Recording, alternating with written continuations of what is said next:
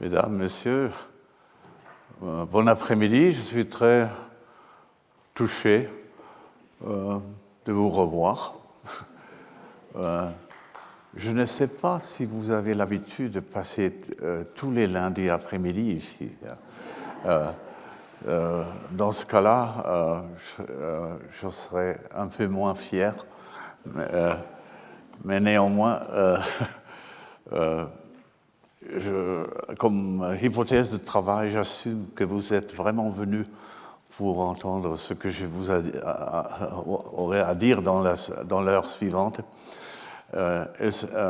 Aujourd'hui, on n'aurait pas d'intervenant à côté de moi. On va partager le discours en deux parties. Après 45 minutes, on va faire une petite pause et la deuxième partie va suivre immédiatement. Comme ça, la nuit du break ne fera pas trop de dommages à nos motivations communes. Aujourd'hui, je vais vous présenter un auteur qu'on ne connaît pratiquement pas du tout en France, mais pour vous soulager, j'ajoute qu'on ne le connaît en Allemagne non plus. Parce que c'est un émigré qui a quitté l'Allemagne dans l'année fatidique de 1933, déjà en automne. Il était professeur d'histoire, de droit à l'université de Dresde et il s'est rendu aux États-Unis où il s'est complètement américanisé. Et lorsqu'il voyageait après la Deuxième Guerre mondiale en Allemagne, il portait un chapeau mexicain pour signaler qu'il n'était plus européen. Mais lui incarnait un peu de ce que je vous disais lors de notre deuxième réunion sur le transfert de l'Empire. Il s'est américanisé tout en restant européen, mais après le transfert de l'Empire de l'Europe historique à l'Europe nouvelle qui se trouve de l'autre côté de l'Atlantique. Et le livre dont je cite amplement aujourd'hui s'appelle « Out of Revolution ». C'est un titre un peu bizarre. Même en anglais, ça ne sonne pas trop convaincant. Et c'est la raison pourquoi on n'a jamais essayé de le traduire en allemand. Peut-être les cinéastes parmi vous connaissent un film de Percy Adlon sous le titre « Out of Rosenheim ». Ça pourrait vous donner une idée de quoi il s'agit. Avoir une patrie derrière soi, être né quelque part et d'être out of Munich ou out of Rosenheim et ici out of revolution. Et avoir la révolution comme patrie, c'est une idée qui devrait intéresser un public français. Out of revolution. Comment un historien allemand écrit leur autobiographie aux Européens. Le livre Europe. Comment pouvons-nous nous assurer de sa lisibilité? De quelle manière nous persuadons-nous que le continent sans qualité, en dépit de son caractère évasif, ne manque pas tout à fait des facultés d'être reconnu, peut-être même d'être raconté. Où faudrait-il commencer pour saisir cet quasi-objet amorphe à la lumière de la représentabilité, que ce soit par une méthode d'éclaircissement qui apporte la lumière de l'extérieur ou par une fluorescence inhérente à l'objet lui-même. J'aimerais jouer au cours de l'heure qui suit le rôle de l'étrange étranger dans la nouvelle Le Livre de sable de Jorge Luis Borges, celui qui avait sonné à la porte du bibliophile de Buenos Aires et s'était présenté comme un vendeur de Bibles rares. Et ce que j'apporte avec moi dans ma valise, c'est le parfait entier livre de sable. Si celui-ci exprimait l'impossibilité de constituer une histoire cohérente, il transmettrait eo ipso le message selon lequel le lecteur de cette œuvre diabolique ne peut s'y localiser nulle part. Et il n'y reconnaît pas non plus, à supposer qu'il exista un passage qui le concerne. Et il ne verrait donc pas non plus si ce passage a réellement quelque chose à lui dire. La lecture dans l'infini est l'impossibilité d'être touché par une histoire. Le marchand de Buenos Aires avait exprimé précisément ce dilemme. Si l'espace est infini, nous sommes dans n'importe quel point de l'espace. Si le temps est infini, nous sommes dans n'importe quel point du temps. Le livre que je propose à la vente au public, même si ce n'est provisoirement que pour une première prise de connaissance, constitue la protestation la plus violente qu'on ait formulée dans une époque récente contre le délayement de l'existence humaine dans l'infinité. Mieux, il déploie le plus haut degré d'insistance, pour ne pas parler de harcèlement, avec laquelle un livre puisse se communiquer à un lecteur.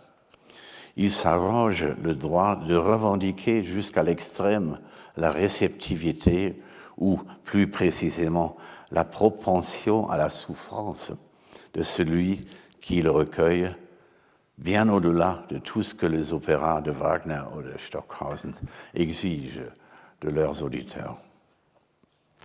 Je veux parler ici du volumineux ouvrage Out of Revolution de la plume de l'historien et théoricien du langage Eugen Rosenstock-Huessy, paru en 1938 chez Whip and Stock à Eugene, Oregon, États-Unis, et pourvu de ce sous-titre un peu bizarre et même tapageur, Autobiography of Western Man.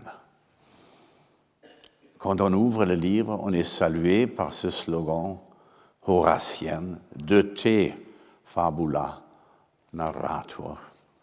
C'est de toi que parle le récit. Notons en passant que Karl Marx utilisa aussi cette formule pour mettre en garde les lecteurs de son premier tome du Capital contre l'illusion de croire que tout ce dont on y traitait ne concernait que les Anglais, alors que non, il concerne aussi les lecteurs du continent et les lecteurs allemands en particulier. De te fabula narrator. Autobiographie de l'homme occidental. La formule peut déconcerter à plus d'un titre. D'une part, l'expression « homme occidental » est devenue plus que problématique pour les oreilles actuelles. On ne trouverait guère de nos jours, ne fût-ce qu'un seul Européen, pour se ranger sans autre formalité dans un collectif de hommes occidentaux. Et pas seulement parce que les larges majorités sont actuellement dominées par des motivations anticollectivistes, même si les motifs identitaires sont très en vogue. On hésite aussi à donner du crédit à cette expression depuis que d'innombrables membres de la civilisation euro-américaine ont commencé à se contempler dans les miroirs de l'Est global, du Sud global et de l'indigénité globale, jusqu'à en perdre toute espèce de goût pour l'affirmation de soi. Parler du genre l'autobiographie déconcerte encore plus. On le sait, l'une des découvertes de l'Antiquité occidentale est que les individus humains sont des êtres capables de produire des biographies et dignes d'en avoir une, les bioi paralleloi des grands Grecs et Romains que Plutarque rédige au IIe siècle de notre ère, documente fort bien cet état de fait en produisant des conséquences durables. Mais dans la pratique culturelle de l'Europe est apparu à partir de la fin du Moyen Âge un effet que l'on pourrait appeler démocratisation de la biographie. Il n'est plus nécessaire désormais de limiter aux saints, aux princes, aux généraux et aux femmes rayonnantes la liste de celles et de ceux dont les biographies sont transmises à la mémoire de la postérité. Le tournant biographique a atteint un premier point de maturité au moment où l'humanisme du XVIe siècle a proclamé l'équivalence virtuelle de l'individualité et du récit biographique. L'anthropologie européenne des temps modernes se résumait à la supposition que l'homme n'était pas seulement l'être vivant dont l'existence mérite d'être donnée en représentation, mais aussi celui qu'il est en mesure de raconter lui-même son histoire. Et jusqu'à Wilhelm Dilthey, qui, par analogie aux efforts d'Immanuel Kant visant à expliquer la possibilité des sciences, Dilthey, qui voulait établir les fondements catégoriels des sciences humaines, la compétence autobiographique de l'individu européen est restée le paradigme sur lequel s'est orientée d'une manière générale la possibilité de la science historique. Sous le noyau autobiographique, toute historiographie de quelque ampleur reste ou bien un simple recueil d'exemplaires tirés de la vie d'autres êtres humains ayant une vague valeur existentielle, ou bien littéralement une no man's story, une histoire de personne. Une histoire de personne restituant la succession des situations passées sans faire référence aux individus concrets. Mais comme l'histoire d'une nation, d'une confession ou d'une institution recouvre plusieurs générations et dépasse ainsi largement le vécu de l'individuel tel qu'il se conçoit lui-même, une histoire arrivée à la maturité doit montrer comment les sources, les documents premiers, les témoignages scripturaux et matériels de ce qui a été peuvent être recomposés en un récit de telle sorte qu'ils ne perdent pas totalement le lien avec le vécu. À partir du XIXe siècle, l'âge d'or de l'historicisme, cela se produisait le plus souvent sous la forme où les individus se reconnaissaient comme membres de leur nation respective. Et la nationalisation du moi leur permettrait d'acquérir la faculté de participer aux destinées antérieures de leur peuple, comme si les drames passés de celui-ci les concernaient toujours, cum grano salis, de manière existentielle. La tendance de l'historicisme et de son courant que Nietzsche qualifiait d'antiquarien voulait cependant que l'on efface le noyau autobiographique des grands récits, si bien que les individus ne pouvaient qu'avoir de plus en plus l'impression d'être des déchets rejetés par la mer dans le No Man's Stories. Ces indications devraient suffire à expliquer l'anormalité de l'entreprise de Rosenstock-Huessy. L'auteur aimerait très sérieusement concevoir un soi capable de raconter et qui présenterait l'histoire européenne depuis le XIe siècle jusqu'à l'actualité de 1938 comme le procès de sa propre vie.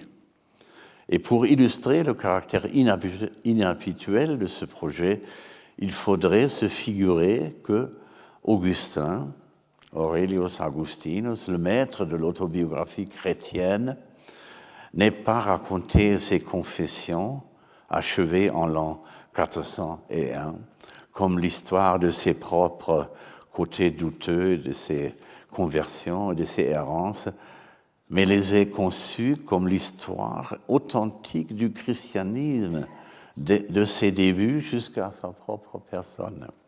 Il l'aurait présenté comme l'évolution quadriséculaire d'une secte messianique issue de la province palestinienne et passée par les différents paliers de l'Église opprimée, de l'Église combattante, de l'Église triomphante, puis franchissant les crises hérétiques jusqu'au virage constantinien, le premier César chrétien et l'élévation du christianisme au rang de religion de l'Empire sous l'empereur Théodose en 393. Il n'aurait pu le faire qu'en se fondant sur le présupposé qu'on lui avait accordé un accès privilégié au scénario de Dieu, dans lequel il était prévu qu'un minuscule groupe de Nazaréens des années 30 et 40 du 1er siècle était appelé à conquérir le cercle du monde, le Orbis Mundi, c'est-à-dire l'Empire romain, et de surcroît qu'il était, Augustin, personnellement destiné à décrire toutes les catastrophes extérieures et les crises intérieures subies au fil de 350 ans par l'Église des premiers temps, comme s'il les avait vécues lui-même, comme s'il en avait directement souffert et comme s'il était l'héritier désigné et plénipotentiaire de tous les points de vue clarifiés et figés sous forme de dogmes au cours de cette époque. On le sait, la vision qu'il eut à Ostie près de Rome, constitue le pivot de la conversion d'Augustin. Pour ce qui concerne Rosenstock-Huessy, il n'a pas laissé ses lecteurs dans l'ignorance quant au lieu ou au moment où, dans son cas, a débuté la conversion. Il revendique personnellement une vision qu'il a eue à un moment donné au cours des orages d'acier de la bataille de Verdun en 1916. Saisi par peur constante de mourir, il a eu la révélation que cette guerre européenne, devenue une véritable guerre mondiale, allait forcément entraîner un déracinement révolutionnaire hors de toute vie antérieure. Plus encore, qu'aucun retour à la civilisation ne serait plus possible tant qu'on n'aurait pas tiré toutes les conséquences de cette expérience incommensurable pour la vie d'après. En toute logique, la question sur laquelle repose le livre énorme dans tous les sens du terme, de Rosenstock-Huessy est la suivante: comment est-il possible de revenir de la guerre mondiale? Ou de manière un peu plus formelle, comment faudrait-il définir les conditions de possibilité de la démobilisation? Rosenstock-Huessy partage le pathos de cette question avec de nombreux contemporains auxquels l'interprétation de la catastrophe actuelle de l'humanité brûlait sur les doigts. Il le partage avec Karl Barth, dont la nouvelle interprétation de l'épître aux Romains de Paul est devenue une sensation théologique en 1922. Il le partage avec Hugo Ball, l'instigateur du dadaïsme zurichois, chez qui l'on a assisté, après la fin de la guerre, à un tournant religieux, un passage entre la destruction de tous les signes donnant illusion de sens et le retour au mode de pensée du premier christianisme. Il le partage avec Ernst Bloch, qui annonçait avec les deux versions de son œuvre précoce l'esprit de l'utopie en 1918 et 1923 une gnose révolutionnaire issue de l'esprit de l'anticipation d'une vie meilleure.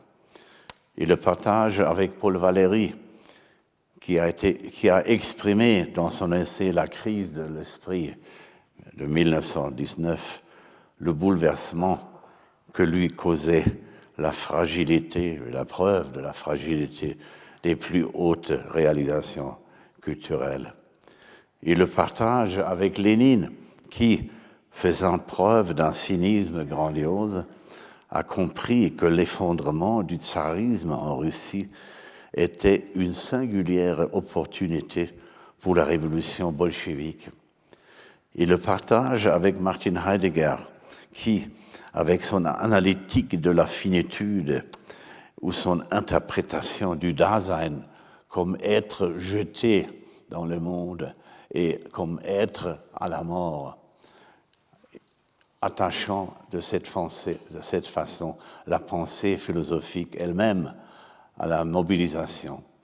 Il le partage avec Benito Mussolini, qui rejetait le retour à la paix civile lorsqu'il pontifiait en ces termes « Le fascisme, c'est l'horreur de la vie commode ». Il le partage avec Adolf Hitler, qui résumait en ces mots son refus d'accepter la défaite dans la phrase la plus connue du Mein Kampf, « Je décidais dorénavant de devenir homme politique ». Il le partage avec le romancier Hermann Broch, qui, dans sa trilogie « Les somnambules », fait dire par un blessé à l'infirmière de l'hôpital de campagne « Aucun d'entre nous ne rentrera plus vraiment à la maison ». Et il le partage avant tout avec Franz Rosenzweig, son meilleur ami, qui, dans son œuvre « L'étoile de la rédemption », parue en 1921, avait accompli un mouvement qui l'éloignait de l'activité philosophique et théorique pour ne plus accorder de valeur qu'à une nouvelle pensée, une réflexion sur les conditions de l'existence humaine dans la communauté, totalement mobilisée, dééternalisée, totalement exposée à la temporalité irréversible. Rosenstock-Huessy emprunte chez son ami Rosenzweig le terme extraordinaire Erinnerungen eines Entewigten, ja, Mémoire d'un être humain dééternisé.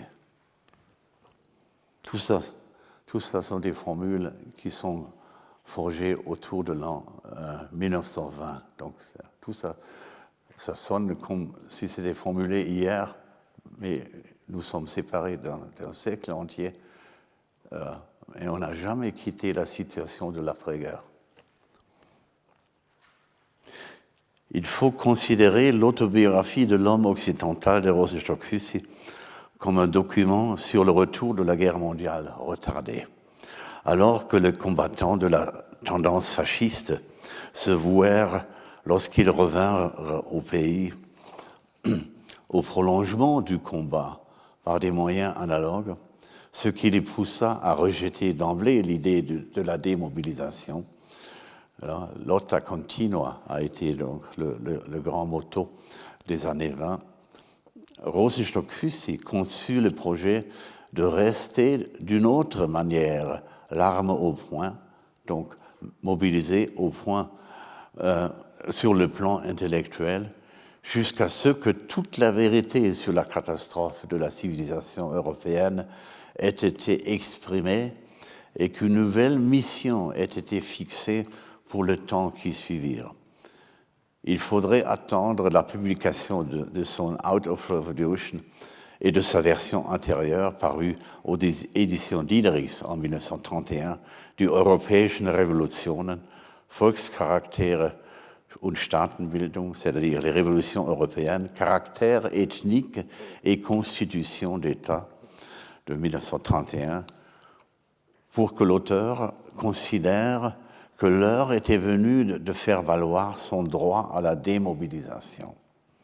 On peut aller jusqu'à affirmer que le livre dans lequel nous posons ici un marque-page était en réalité une lettre envoyée du front et qui devait être distribuée 20 ans après la fin de la guerre à un public désemparé, vivant sur le sol américain, non pas à cause d'une erreur de la poste, mais parce que l'auteur avait eu besoin d'une décennie entière et même plus pour mettre en ordre ses addendas, ses digressions et ses post-scriptums.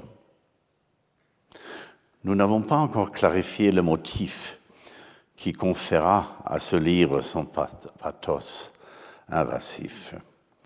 Qu'est-ce qui permet à l'auteur de s'arroger le droit de raconter une histoire longue de 900 ans, comme s'il prenait la place d'un sujet qui embrasse la somme de ses chapitres à la manière d'un ensemble vécu personnellement d'un bout à l'autre.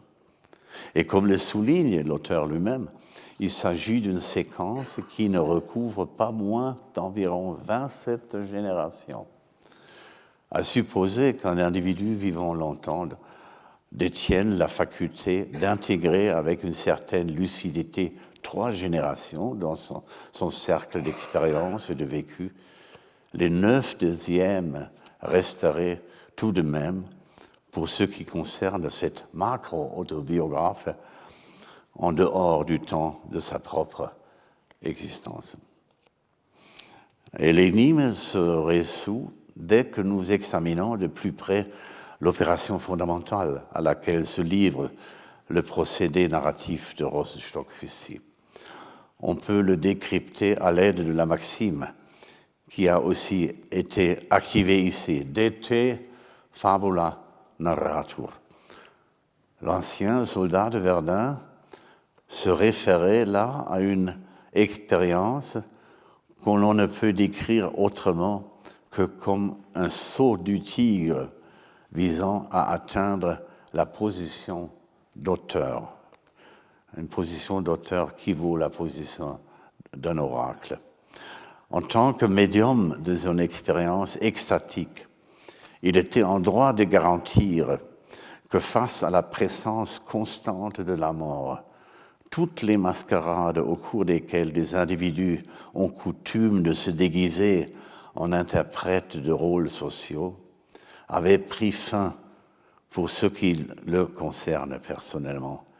Il disait avoir été déraciné d'un seul coup de tout ce qui, dans la vie bourgeoise, était masque, prétention, satiété et vanité. L'homme démasqué, jusqu'il n'en reste plus que son pur caractère mortel, est le seul en qui s'ouvre la possibilité de poser la question essentielle: qu'est-ce qui, au juste et au bout de compte, constitue la vie? Et la réponse était la suivante: c'est le fait d'être saisi par une idée pour laquelle l'individu est prêt à s'engager en employant toute son existence. Et à cette réponse se rattache la seconde question. À la lumière de la clarté implacable de cette expérience, comment doit-on prolonger la vie au cas où la mise à l'épreuve par l'extrême d'une journée aurait un jour cessé? Et avant toute réponse concrète, un seul postulat se révèle de lui-même comme évident. Après la condensation à l'existentialité nue, la vie devrait être une vie nouvelle. Et à cette réduction totale, Rosenstock-Huessy donne le nom d'expérience de la Révolution. Après 1918, aucune vie authentique n'est plus possible si elle ne se situe pas sous le signe de la Révolution.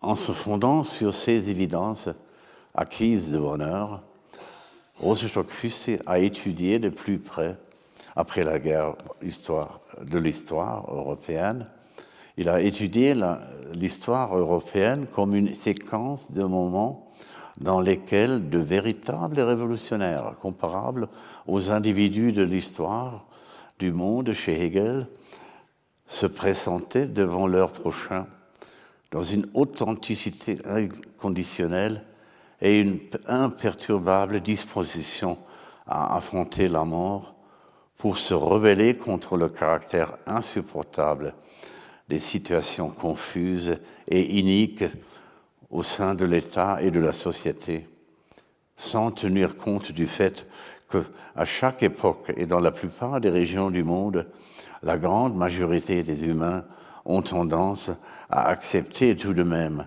l'insupportable d'une manière ou d'une autre sur la base de l'inertie, de l'absence de courage et de l'immersion dans une quotidienneté pernicieuse.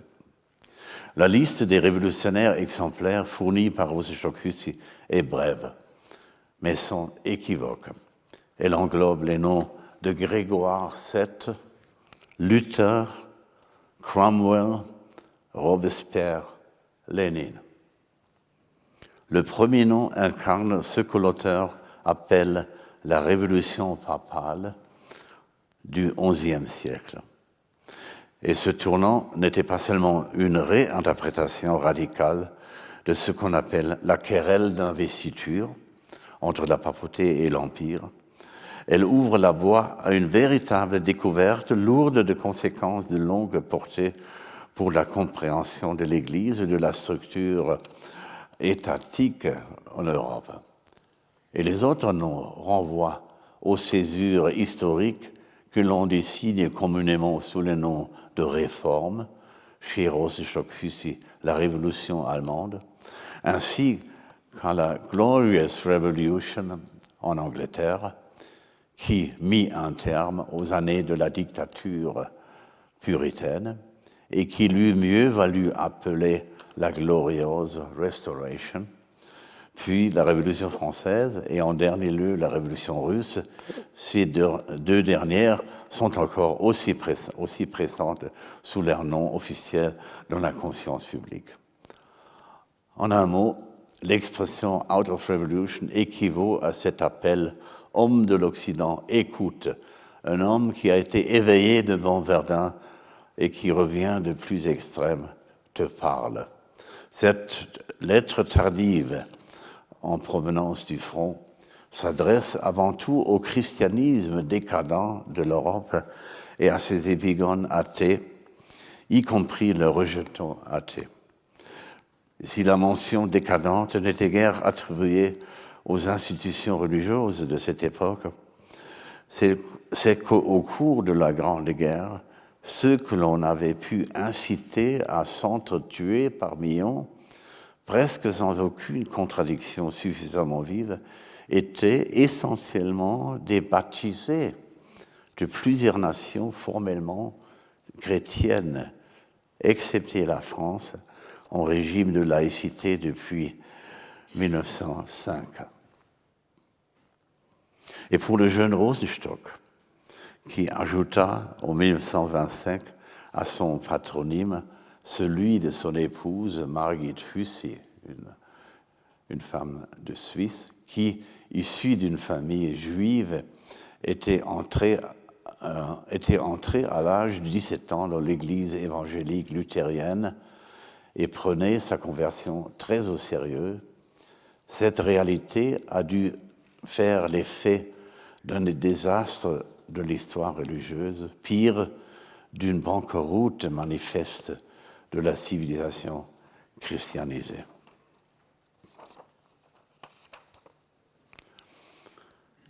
Quand on présente les révolutions comme des professions de foi, on confesse aussi leurs inévitables méfaits. L'auteur était conscient qu'en règle générale, seule la violence guerrière est en mesure de tracer de nouvelles frontières. Et là où l'heure de ce nouveau tracé est venue, leur violence révolutionnaire apparaît légitime. Rosa Stockhussi sait naturellement En tant qu'individu, il ne pouvait pas être l'auteur légitime d'une autobiographie européenne, mais il se sentait appelé à servir en tant que médium le véritable rédacteur du livre inspiré. Ce seul auteur envisageable était l'esprit de la Révolution, pour peu qu'on puisse postuler son existence. Rosenstock-Huessy ne dissimulait pas à ses lecteurs l'identité chrétienne de cet esprit-là. Et il caractérisait l'atmosphère de l'après-guerre en expliquant qu'ouverte à tous les extrémismes, qu'elle favorisait l'équivalence anarchique de l'esprit du temps avec l'esprit du monde. Et il n'interdisait pas l'équivalence de l'esprit de la Révolution avec le Saint-Esprit.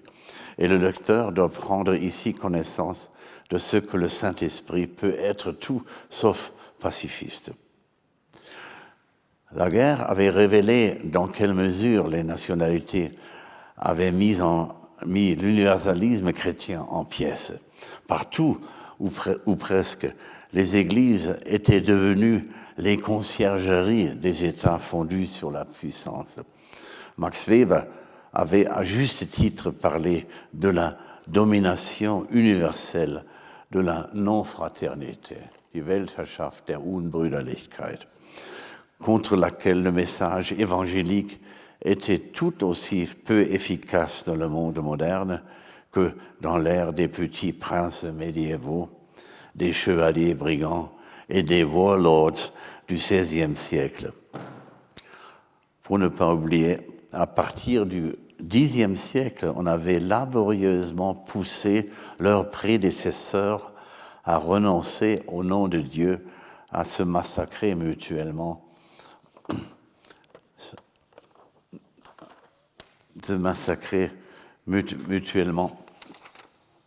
pendant les 3 jours saints de la semaine, du vendredi au dimanche.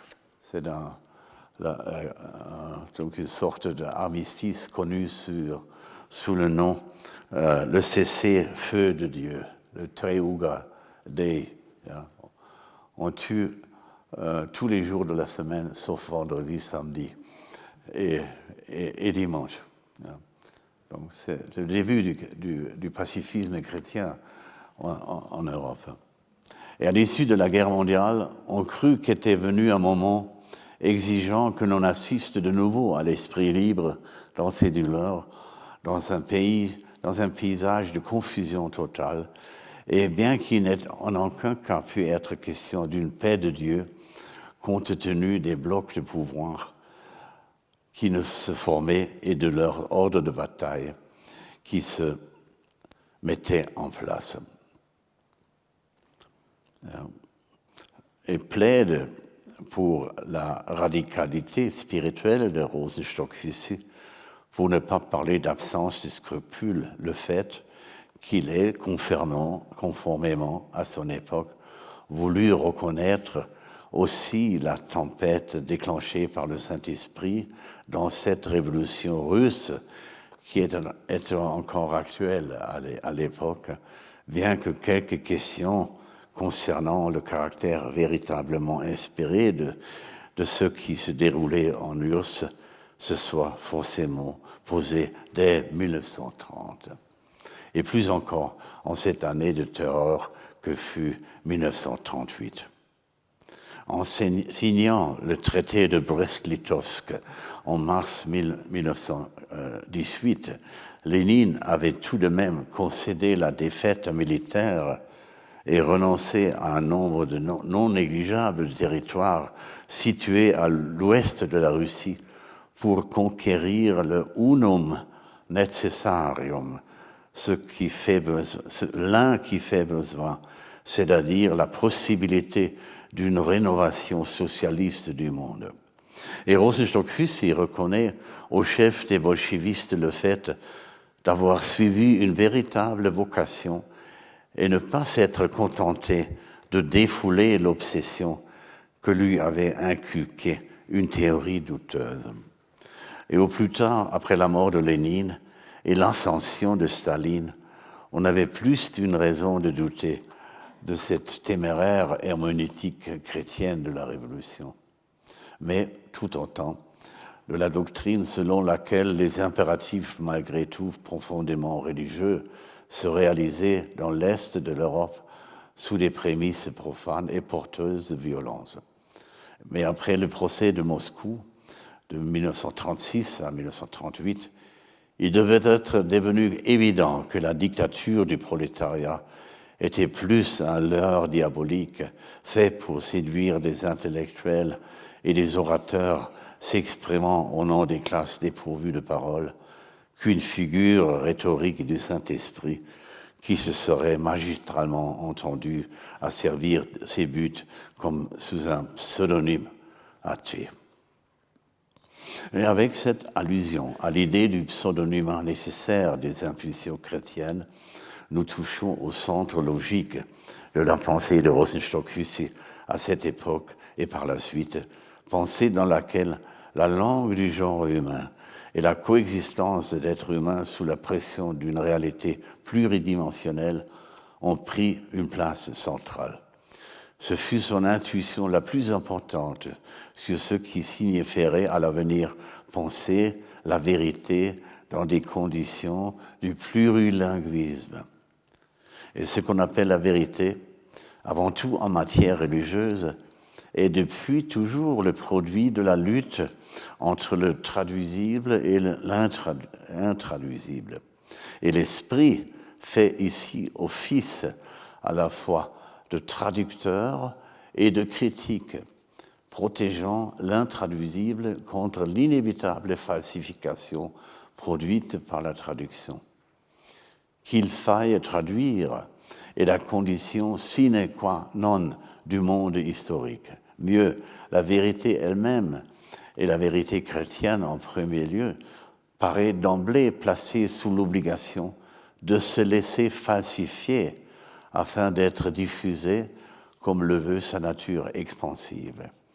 Et ce qu'on a appelé le miracle de la Pentecôte ne se réfère pas seulement à l'expérience d'un enthousiasme collectif situé au-delà des langues, il implique en même temps une impulsion dans le sens d'une imprécision transfrontalière.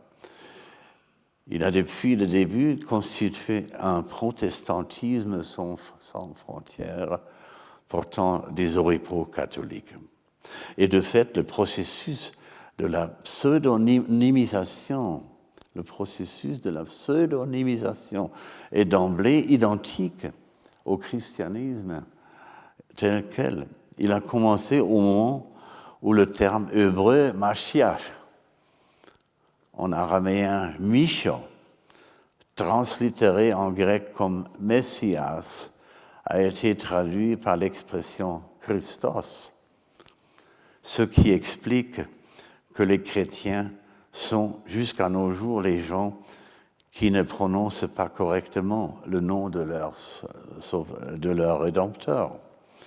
Et le processus s'est poursuivi avec le fait que les épîtres de Paul et les 4 évangiles, les 10 évangiles canoniques, existent exclusivement en grec, si bien que pratiquement aucun mot original du prédicateur Jésus qui s'exprimait en araméen n'a pu percer le voile de l'hellénophonie.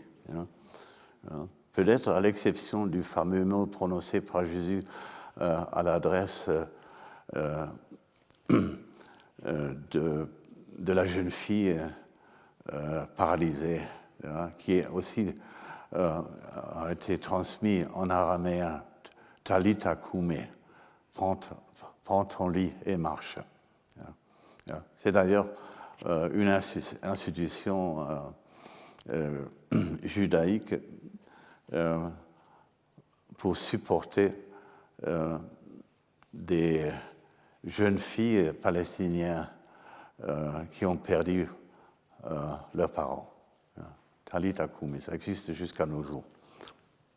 Un collègue à Berlin qui avait reçu le prix Meister Eckhart, doté de 50 000 euros a fait une donation de son prix à cette tradition.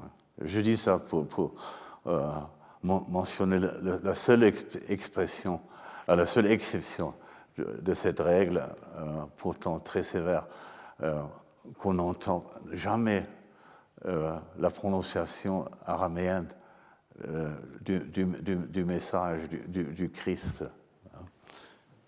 qui devrait, comme je disais, qui devrait s'appeler en hébreu le Mashiach. Donc, alors que aucun mot du prédicateur Jésus qui s'exprimait en araméen n'a pu percer le voile de l'hellénophilie. Et avec la latinisation du christianisme, s'est rattaché un deuxième palier de distanciation par traduction. Et c'est finalement à la fin du XVe siècle qu'ont suivi les popularisations en langue vulgaire, comme la Bible de Wycliffe en 1395, la Bible de Olmütz en tchèque ancien de 1417, la Bible Mentelin imprimée en allemand en 1466, les Bibles de Luther en 1522 et 1534, la Bible française de Neuchâtel en 1335 et son optimisation par la Bible de Genève en 1550, qui fut la source d'inspiration pour les huguenotes.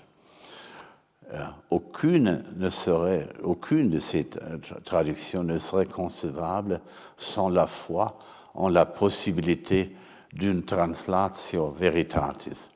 Et le pathos protestant s'est condensé dans le slogan « sola scriptura », seulement par l'écriture. Cela impliquait toujours aussi « sola translatione ». Mais au palier suivant, au seuil des Lumières, lorsqu'il fallut passer des troisièmes traductions au quatrième, Rosenstock-Huessy comprit la nécessité de mettre entre parenthèses tout le système de la théologie traditionnelle et de la religio, de la vie dans les ordres, si l'on voulait que le principe protestant reste valide, en contournant 1500 ans d'années d'histoire de l'Église. Et contrairement à Luther, qui pratiqua la rétrotraduction en traduisant en allemand le Nouveau Testament à partir du grec et l'Ancien Testament à partir de l'hébreu, Rosenstock-Huessy tenta, lui, en philologue illuminé, d'expliquer comment et pourquoi les juristes britanniques du XVIIe siècle, les intellectuels français des Lumières du XVIIIe siècle, les idéalistes allemands du Xe siècle et les anarchistes russes, et pour finir, les bolchevistes du XXe siècle avaient transposé des éléments des évangiles en langue profane, fréquemment en se détournant des textes fondateurs et en brandissant la bannière de l'athéisme. Le christianisme est placé pour Rosenstock-Huessy dorénavant sous la loi de la traduction antérograde, c'est-à-dire elle exigeait une médiation avec les idiomes profanes, scientifiques et esthétiques d'une époque qui n'avait plus qu'un point commun avec l'antiquité religieuse, le fait que face aux situations les plus extrêmes, les individus sont en mesure de se rappeler quelque chose d'universel qui mérite qu'on mette sa propre vie en jeu. Et cette clause permettait à Rosenstock-Huessy de se protéger contre la tentation de transformer le christianisme transposable en une sorte de cachet effervescent spirituel qui se dissoudrait dans une éthique séculaire du monde, une Weltethik comme celle de Hans Küng ou disparaît dans le formalisme d'une doctrine de la compétence communicatrice à la Habermas. La traduction antérograde la plus réussie se présenta sous la forme de la Déclaration des droits de l'homme et du citation, telle qu'elle fut promulguée le 26 août 1989 par l'Assemblée nationale et acceptée par Louis XVI. Dès le début, aucun doute ne fut possible quant à son caractère religieux. Les premières versions imprimées de cette déclaration solennelle montrent les 17 articles et leur préambule repartis sur 2 tables de loi par analogie avec les 10 commandements. Et on pourrait croire que les députés de Paris se sont donné la peine de grimper sur le mont Sinaï pour y faire graver les articles dans l'argile par le doigt de Dieu et de redescendre ensuite dans la plaine parisienne où ils furent promulgués après de nombreuses demandes de modification. Et au-dessus des 2 tables planes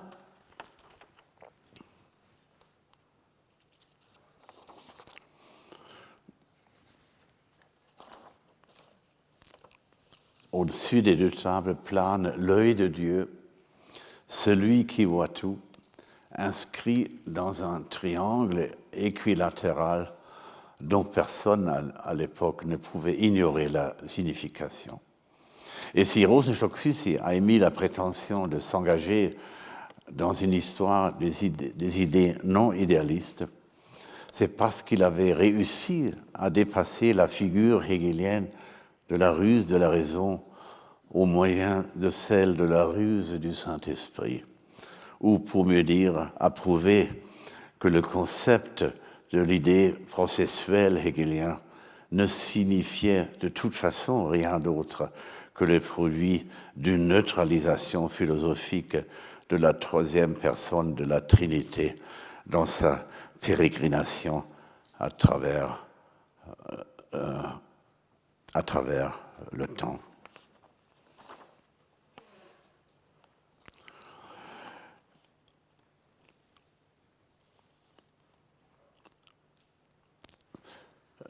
Je pense qu'ici, on pourrait faire une petite pause pour se reposer.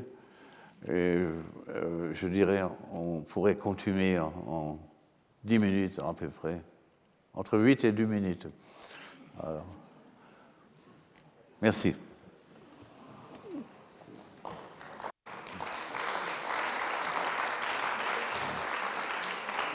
On recommence.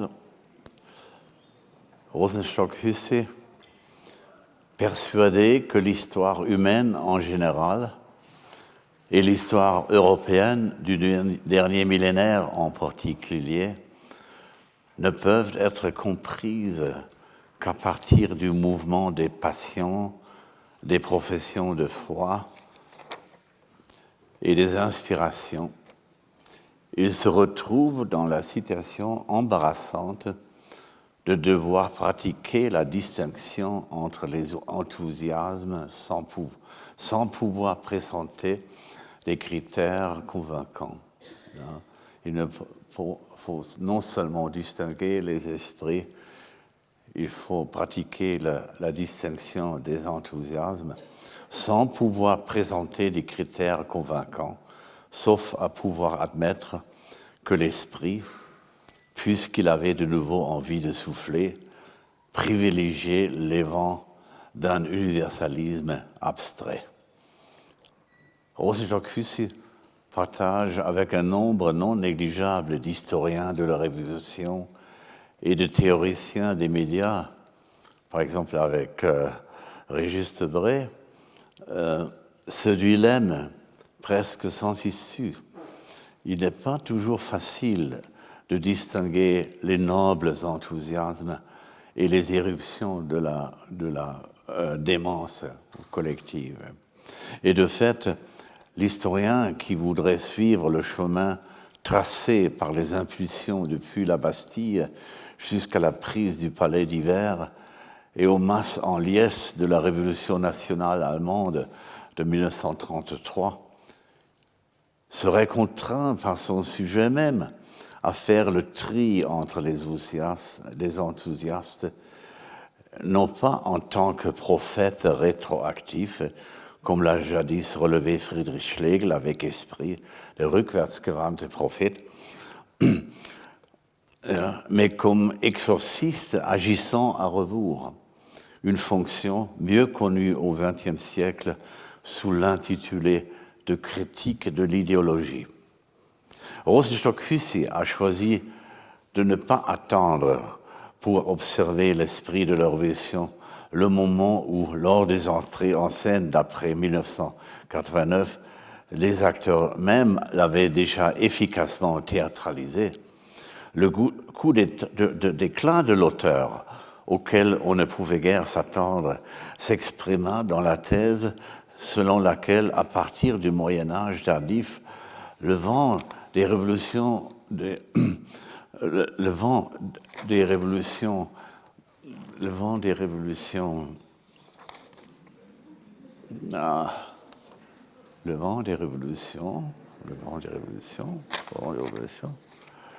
il me manque une page, une seconde.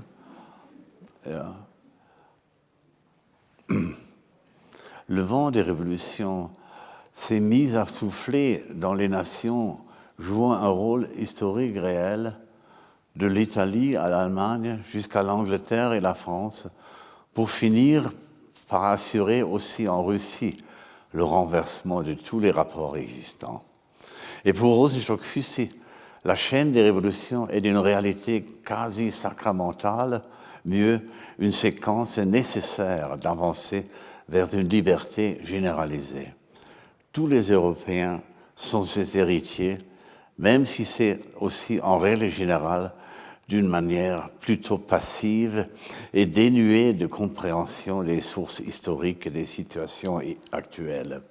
Chaque individu vivant sous ses longitudes et ses latitudes devrait enfin comprendre que lorsqu'il affirme être libre et détenir des droits inaliénables, il peut uniquement le faire parce qu'à l'instar de ses concitoyens, il a été baptisé à la fontaine de la Révolution, même s'il est aussi vrai que la grande majorité des Européens ne sont aujourd'hui, et cela vaut pour 1938 comme pour 2024, ils ne sont que des révolutionnaires par certificat de baptême et ne se préoccupant pas de ce qu'ils doivent au combat et souffrances des générations antérieures. Nous tous, en tant qu'Européens, dit Rosenstock-Huessy, nous présentons le même pedigree of revolutions dans nos actes de naissance mentaux. Nous sommes des cousins et des cousines, parents des héritiers des révolutions survenues dans les autres pays. Il est vrai que chaque peuple ne fait qu'une seule révolution et qu'il est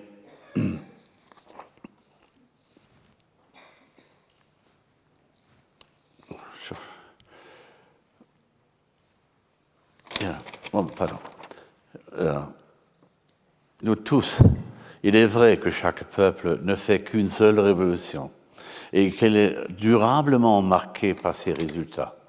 Mais chaque révolution ultérieure est contaminée par le pays de la révolution ancienne. Les révolutions ultérieures, quant à elles, portent leur lumière sur les bouleversements passés. Fait caractéristique, les pays qui ont vécu une révolution antérieure sont moins perméables aux impulsions des suivantes. On le voit avec une singulière clarté en étudiant le cas de l'Angleterre. Sa phase régicide remontait déjà à 150 ans, au moment où Louis XVI terminait sous la guillotine. Et l'île britannique resta largement immunisée contre les idées de 1989 et surtout contre celles de 1793. Mais elle en avait anticipé les éléments importants dans ses concepts de libéralité. Et avec cette restriction soulignée par Edmund Burke, que les habitants, ce que ces habitants, les habitants de l'Angleterre, ne songeaient pas à réclamer leurs droits en tant qu'hommes, c'est-à-dire en tant que descendants de Adam, mais en tant qu'Anglais.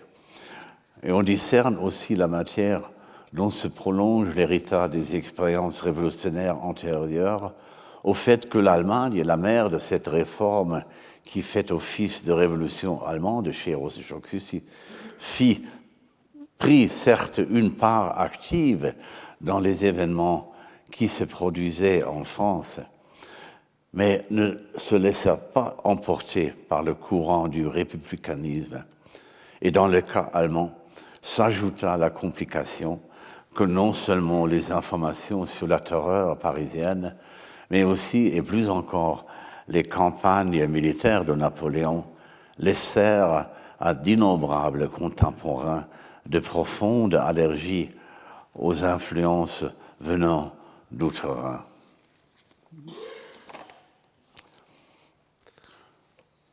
Sur l'arbre généalogique des révolutions, la révolution russe est la seule à avoir eu clairement conscience qu'elle descendait de la précédente, la Révolution française. Elle s'est placée explicitement dans sa succession et a voulu parachever ce qui, en France, était resté seulement à l'état d'esquisse. Toute sa nature semblait exprimer l'éveil d'un sens de l'époque pour ce que tous les bouleversements politiques antérieurs avaient d'insuffisant. Les combats du passé avaient certes indubitablement obtenu des avancées sur le camp des libertés religieuses et bourgeoises, mais ils avaient reculé devant la réalisation matérielle du principe d'égalité. Mais Marx n'avait-il pas déjà expliqué que le socialisme était la déclaration de la révolution permanente? Le rattachement de la révolution russe à la révolution française se fit dans la mesure où Lénine tira la leçon de l'échec de la terreur jacobine. Lorsque, à l'été 1794, quelques parlementaires modérés, on les nomma ultérieurement les hommes du Thermidor, se débarrassèrent de Robespierre et mirent un terme au régime de la terreur, ils ne purent le tenter et le réussir que parce qu'il restait encore quelques opposants qui n'avaient pas cédé à l'élimination par les furies de la morale politisée ou qui voulaient la devancer. Pour Lénine, il était clair qu'il n'y aurait plus de personnages de ce genre après la révolution bolchevique. Il s'était juré déjà en hiver 1917 qu'en Russie, il n'y aurait jamais un Thermidor.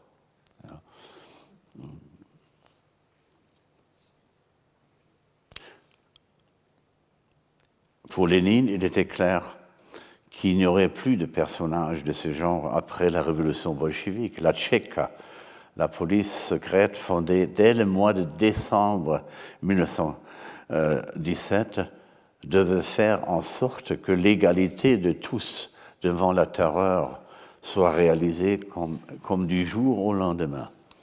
Et le décret sur la terreur rouge, signé par Lénine en septembre 1918, présentait sur ce point l'avantage de la clarté.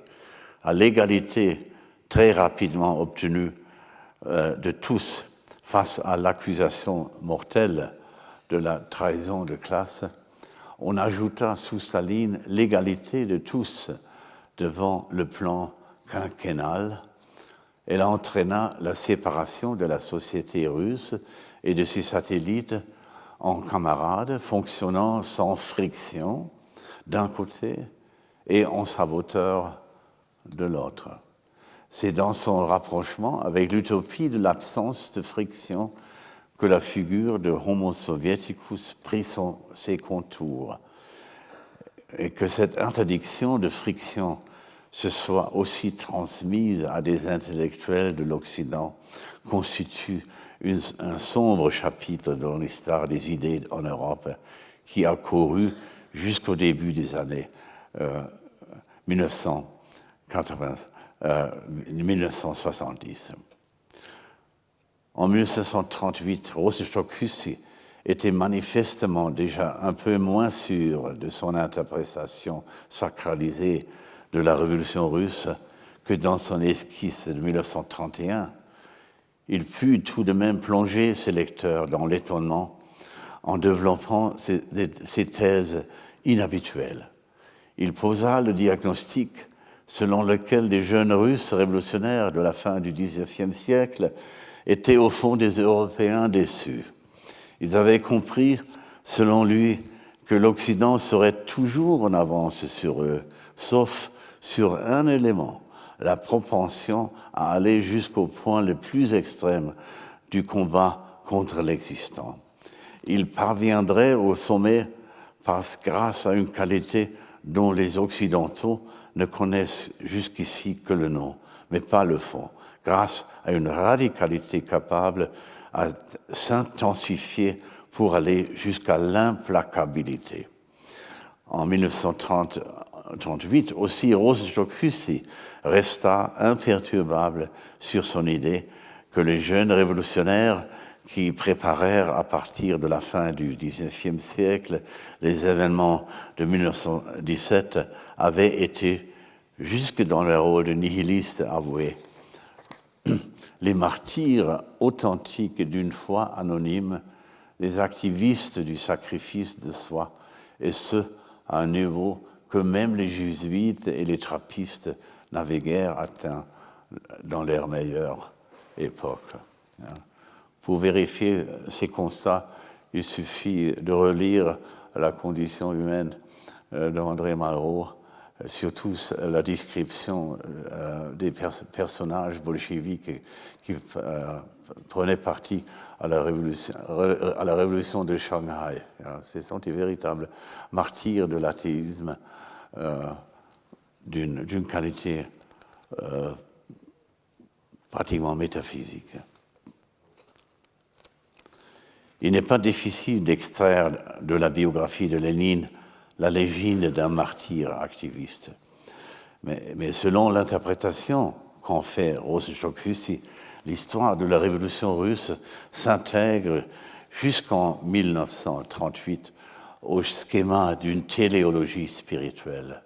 Même les moins libres de tous les Européens devaient, au bout du compte, avoir leur part des bénédictions de l'histoire ouest-européenne de la liberté, même au prix d'un asservissement encore plus profond que l'on tentait de justifier en voulant le considérer comme provisoire. Qu'était la Russie de 1917, sinon un cadavre qu'il fallait électrifier, expression de Rosenstock-Huessy. Et quand l'esprit souffle où il veut, n'importe quel pseudonyme lui convient, fût-ce Piatiletka. Vous comprenez? C'est le plan quinquennal, Piatiletka. D'ailleurs, c'est un nom que des parents russes donnaient à leurs enfants dans les années 30. Où ils appelaient leur fils Octobre. C'était aussi... Mais l'esprit du baptême survit le texte et l'origine chrétienne. Et on reste sur les traces de l'orthodoxie éternelle. Rosenstock-Huessy n'avait encore rien entendu ou rien voulu entendre à propos des camps d'esclaves créés par Trotsky après 1922, ni du goulag fondé en 1930.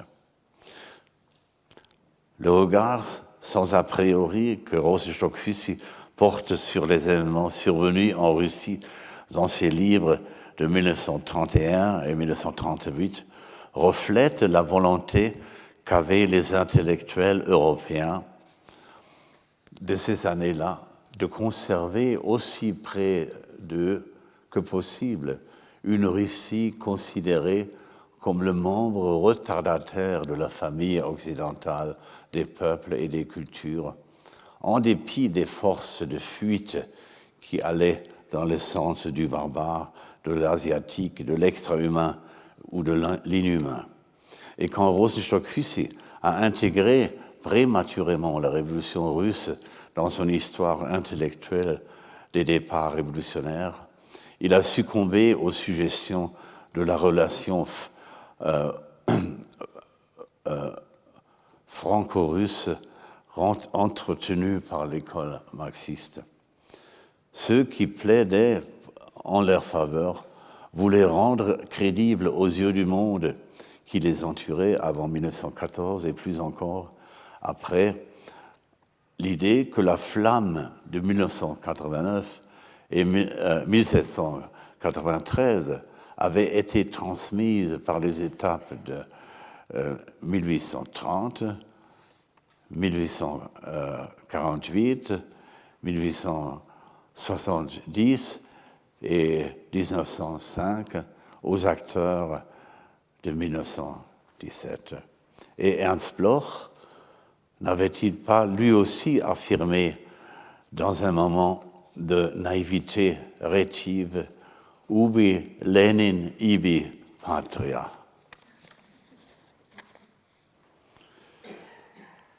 Mais avec les définitions de la révolution russe et de la révolution italienne, ou plus précisément de la révolution guelfe papale, on peut poser les marques au point angulaire extrême dans l'autobiographie de l'homme occidental.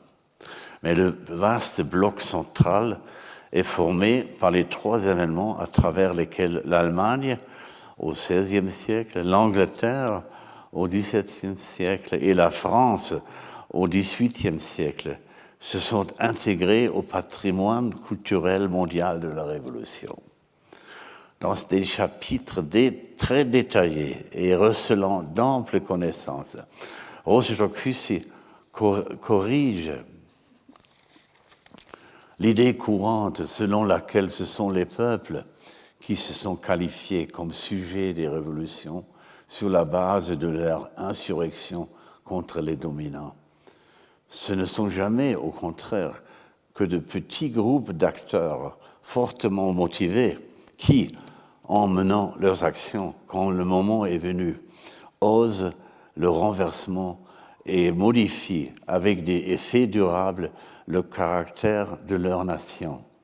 Les peuples sont les résultats de leur révolution, mais non leurs auteurs. Et dans le cas de la révolution allemande, ce sont les princes des pays plus petits et plus grands. Leur nombre était d'environ 300, dont au début, une nette majorité reprit à son compte les impulsions anti-romaines et anticentralistes de la doctrine luthérienne. Et ils furent soutenus par leurs docteurs réformés, auxquels ils durent emprunter leur faculté de juger théologique pour pouvoir exercer le ius reformandi dans leur territoire, se conformant ainsi à la formule de la paix d'Augsbourg de 1555, cuius regio eius religio. Et pour décider en souverain politique quel type de croyance qu'on devait avoir dans leur territoire, les princes s'appuyaient sur leurs théologiens qui enseignaient fréquemment dans des nouvelles universités régionales. Et seuls les experts en interprétation du texte pouvaient leur garantir le droit de régner sur les citoyens. Par ailleurs, Luther occupa à partir de 1913 la chaire d'interprétation de textes à l'université de Wittenberg, une université toute récente, fondée en 1502.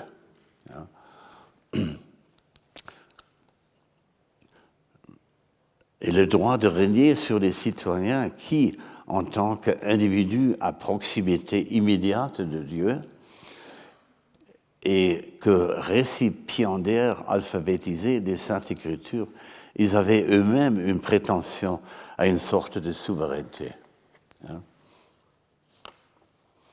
Dans le cas de l'Angleterre, ce furent les membres de la noblesse rurale, la gentry, c'est-à-dire les 5000 familles qui pouvaient se référer à leurs anciens droits et libertés anglais, dans lesquels se condensaient les énergies révolutionnaires de leur ordre.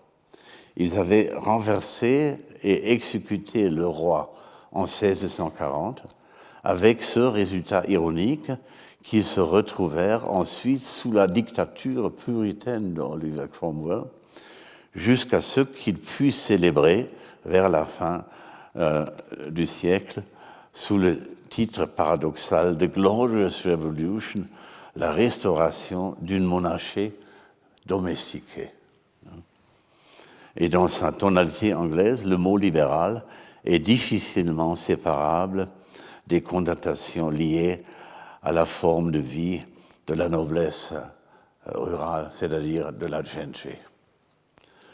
Et resta également marqué par l'imprégnation libérale le projet de vie du chef d'entreprise britannique qui, en tant que capitaliste, fit 5 millions de livres de bénéfices pour en donner 400 en tant que gentleman chrétien. Et pour ce qui concernait la France, ce sont des parties numériquement pas très significatives de la bourgeoisie cultivée et alphabétisée qui, sous l'influence des idées de Voltaire, Montesquieu et Rousseau, se lancèrent en 1789 dans l'entreprise téméraire de l'exacerbation jacobine et accomplirent avec l'exécution du roi en janvier 1793 un pas irréversible en direction des conceptions républicaines de l'État. Et les élites bourgeoises qui donnèrent son impulsion à la Révolution pourraient n'avoir guère dépassé par leur nombre celui des membres du premier État, le clergé, et du deuxième État, la noblesse, qui représentaient ensemble quelques 250 000 têtes. On peut supposer qu'aux élections au suffrage universel, les Jacobins n'auraient rassemblé en 1793 qu'à peine plus de 5% de la population. Et de la Révolution en France sont issus, entre maints autres effets, les caractères quasi immortels du rentier, de l'aventurier et du tribun populaire, ce dernier opérant à la fin du Xe siècle une mutation pour devenir l'intellectuel. Et la caractéristique globale de chacune des trois révolutions, c'est d'un pôle fortement affirmé de politique religieuse. Le rapport des États avec la tradition chrétienne y a dans chaque cas redéfini d'une manière spécifique. De la réforme allemande est né le concept des confessions liées aux seigneuries régionales. De la Révolution anglaise et son prélude avec Henri VIII a surgi l'Église d'État paracatholique ou anglicane qui eut un certain temps du mal à garder sous contrôle le culte zélote anglo-israélite des puritains. Les radicaux au sein de ce mouvement s'étaient rigidifiés jusqu'à vouloir reconnaître en l'île anglaise la nouvelle Jérusalem. Mais après avoir compris juste à temps que l'Angleterre de la gentry, sûre d'elle-même, n'offrait pas un humus favorable au projet biblique, ils se déportèrent sur la côte est de l'Amérique, pensant être des pèlerins en route vers une autre terre sainte pour fonder la meilleure Sion sur les collines du Nouveau Monde. Et pour ce qui concerne la Révolution des Français, elle eut pour conséquence la fin du pouvoir de l'Église catholique et la brusque expropriation de ses biens. Sous Napoléon, elle fut rétrogradée au rang d'une partenaire du Concordat que l'on toléra comme une puissance étrangère jusqu'à ce qu'elle soit ravalée en 1905 sous le coup de la loi sur la laïcité au rôle de simple badaud de la République séculière. Mais pour ce qui concerne le rôle qu'ils jouèrent pour l'humanité, ces événements s'exprimèrent dans les conséquences à long terme au niveau de la culture et de l'éducation humaine. Concernant l'Allemagne, Rosi-Stockhussi mit en relief 3 phénomènes qui marquèrent de leur empreinte l'élément national. Une fonction publique caractérisée par sa piété envers l'État, ce qui suscita encore l'admiration, même la jalousie de Lénine, les universités avec leur culte séculier de la chaire d'enseignement, et la musique qui, stimulée par les chorales de Luther, acquit une portée mondiale par le biais de Jean-Sébastien Bach, Beethoven, Wagner et Schönberg. Et il est à peine nécessaire de préciser que le classicisme de Weimar et la philosophie de l'idéalisme allemand étaient des protestantismes jouant sur un autre registre. Le droit jurisprudentiel, avec son conservatisme agile, marqua le way of life britannique. La gentry post-révolutionnaire intériorisa le principe du droit à la résistance à la répression princière dans une mesure telle que la fiction de l'intégration du monarque au sein de la chambre basse sous l'intitulé du « King in Parliament » apparut comme l'ordre naturel des choses. Mais c'est avant tout la figure du gentleman qui porta au fond baptismaux un caractère culturel britannique mondain. Et l'idéal de la gentry, l'accès flexible à des positions de supériorité acquises et décontractées. En anglais, the easy conscience of effortless superiority, se manifesta en lui sous la forme de l'understatement méthodique et de la retenue stoïque. Celui qui croyait acquérir ce genre de choses facilement devait recevoir la leçon d'un connaisseur. It takes 3 generations to make a gentleman. Un homme de ce style se laisserait, le cas échéant, impressionner par les jockeys et les capitaines, mais en aucun cas par les prêtres et les professeurs.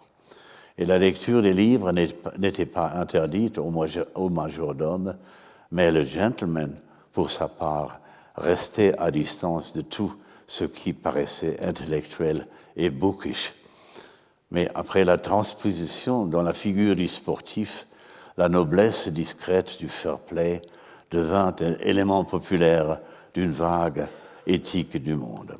Pour citer encore une fois Hans King. Mais quant aux conséquences mondiales de la Révolution française, elles sont encore dans toutes les bouches. Le pitoyable effondrement du communisme en 1990 a toutefois causé de sévères dommages à son autorité. Quand on avait des imitateurs du type des soviétiques, on n'avait plus besoin de critiques de sa propre cause. L'entretien traditionnel de l'amitié franco-russe est devenu une source de gêne que seul un petit nombre d'acteurs prennent encore sur eux. Par exemple, le fameux c'est pas le neveu, le petit-fils du général de Gaulle, Paul de Gaulle, qui a l'habitude de fréquenter Moscou. Mais c'est un nom intellectuel. Mais la situation en France est beaucoup plus grave.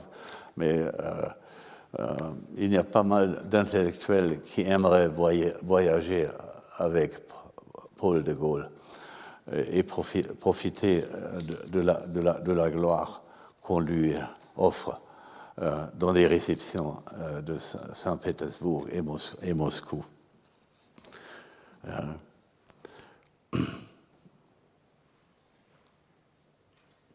Le cours des choses, d'ailleurs, montra que la naturalisation des Juifs en France, souvent mise en valeur comme le joyau de l'universalisme gaulois, ne pouvait réussir qu'à moitié.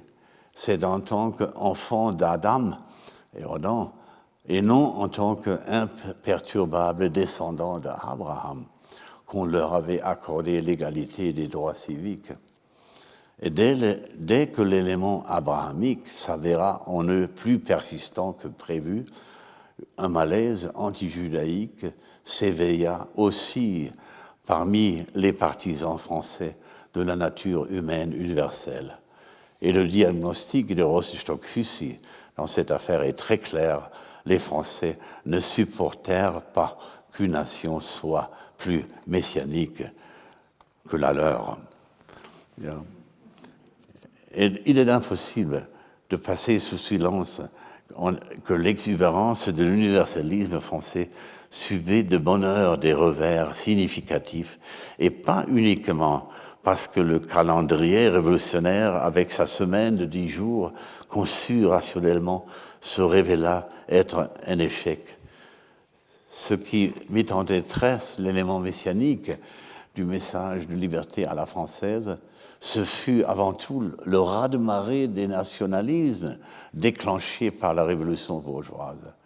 Dans son pays d'origine, ils se présentèrent avec une tonalité patriotique, et partout où les nations européennes avaient vu le déploiement des armées napoléoniennes, ils exprimèrent en revanche sous une forme de déclinaison francophobes et antilibéraux. Sur la séparation du libéralisme du nationalisme. C'était un fait imposé par les troupes françaises à toutes les nations européennes où l'armée française avait fait son apparition. Pensez à l'Italie, pensez à l'Espagne, pensez à l'Allemagne, etc. Partout, le côté émancipateur du nationalisme s'est séparé du libéralisme. Il y a eu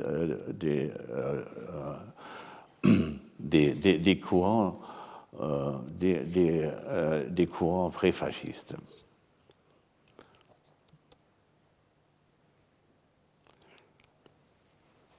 Même un homme comme Clémenceau fut emporté par la vague du patriotisme gaulois lorsqu'il déclara que humanité était un beau mot, mais que France l'était encore plus.